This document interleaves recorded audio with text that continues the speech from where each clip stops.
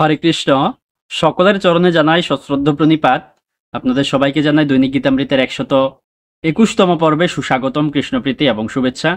দৈনিক গীতামৃতের আজকের এই পর্বে আমি আপনাদের নিকট আলোচনা করব ভগবদ্গীতার 3য় অধ্যায়ের 15 বা 15তম শ্লোক নিয়ে।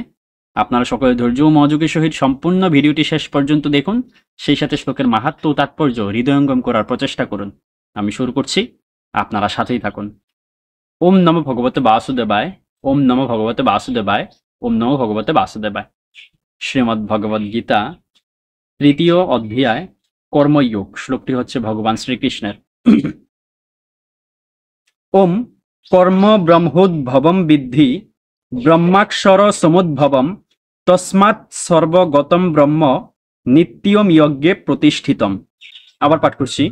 কর্ম ব্রহ্মোদ্ভবম বিদ্ধি ব্রহ্মাক্ষর সমুদ্ভবম তস্মাৎ সর্বগতম ব্রহ্ম নিত্যম যজ্ঞে প্রতিষ্ঠিতম। অনুবাদ: যজ্ঞাদি কর্ম বেদ থেকে উদ্ভূত হয়েছে এবং বেদ সম্যক রূপে প্রকাশিত হয়েছে অক্ষর বা পরমেশ্বর ভগবান থেকে। অতএব সর্বব্যাপক ব্রহ্ম সর্বদা যজ্ঞে প্রতিষ্ঠিত আছেন।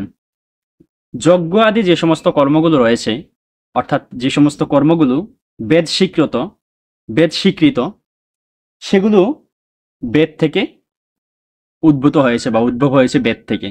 আর বেদ হচ্ছে অক্ষর বা পরমেশ্বর ভগবান থেকে সেটা উদ্ভূত হয়েছে। অর্থাৎ যেহেতু পরমেশ্বর ভগবানের থেকে বেদ উদ্ভূত হয়েছে, আর বেদ থেকে যজ্ঞ আদি যে সমস্ত বৈদিক কর্মকাণ্ডগুলো রয়েছে সেগুলো সৃষ্টি হয়েছে, সুতরাং ভগবান ওই যে যজ্ঞ আদি বেদ উদ্ভূত যে কর্মসমূহ যজ্ঞ সহ, সেগুলোতে ভগবান বা ভগবানের যে অঙ্গজ্যোতি সেই ব্রহ্ম সর্বদা প্রতিষ্ঠিত রয়েছেন।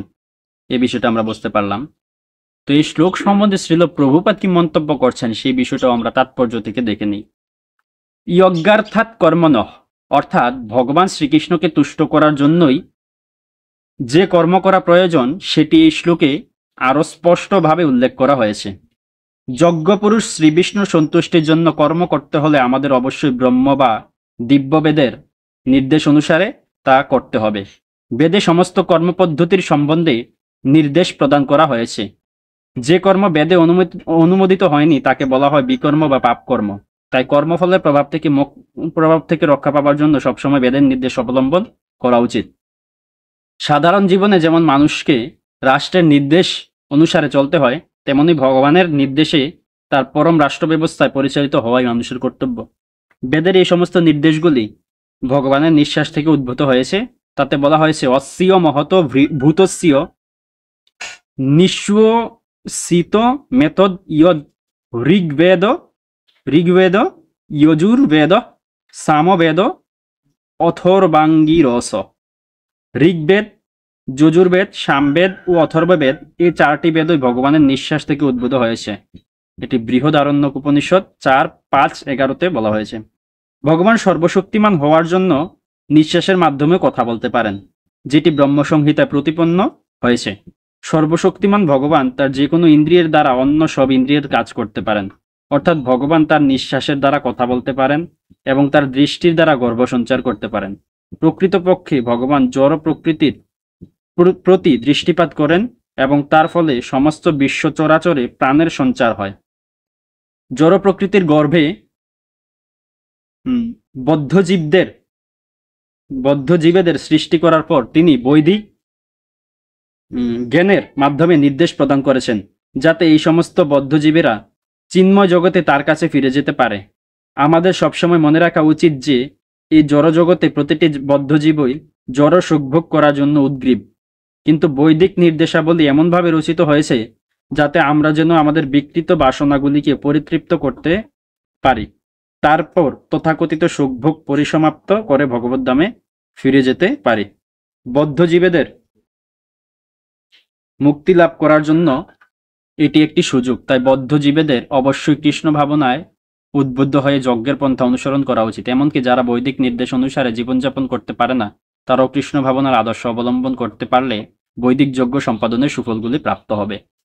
এই শ্লোক থেকে আমরা যেটা শিক্ষা পেলাম সেটা হচ্ছে বেদ ভগবানের থেকেই প্রকাশিত হয়েছে, আর ভগবানের থেকে প্রকাশিত হওয়া বেদ থেকেই যজ্ঞ আদি যত বৈদিক কর্মকাণ্ড রয়েছে সেগুলো প্রকাশিত হয়েছে।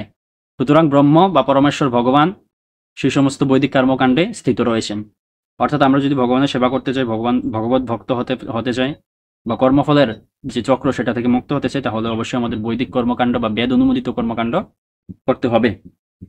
এই বিষয়টা আমরা বুঝতে পারলাম। তো এতক্ষণ ধৈর্য ধরে এবং মনোযোগ সহকারে আমাদের সাথে থাকার জন্য আপনাদের সবাইকে অসংখ্য ধন্যবাদ এবং বিশেষ কৃতজ্ঞতা জানাচ্ছি।